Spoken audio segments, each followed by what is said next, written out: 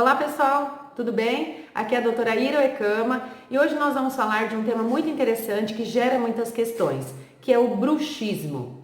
O que seria esse tal de bruxismo? Seria uma atividade de manter, apertar e ranger os dentes. Ela pode estar presente em jovens, adultos, idosos e crianças, ou seja, pode afetar todos nós.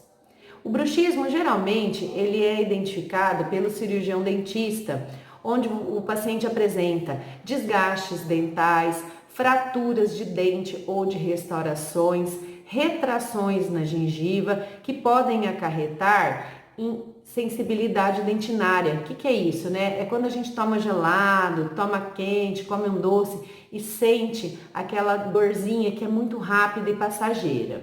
Mas devido a essa hiperatividade da musculatura que o bruxismo nos leva, nós podemos também identificar dores na musculatura mastigatória, nesta região ou nesta, e podendo até se espalhar pela cervical, tá? E outro sinal que também pode acontecer são alterações nos movimentos da articulação da mandíbula. Por que isso acontece? Devido a este apertamento ou esse ranger de dentes, existe uma sobrecarga dentro da articulação que pode, em alguns pacientes, levar a um processo de desgaste, entenderam?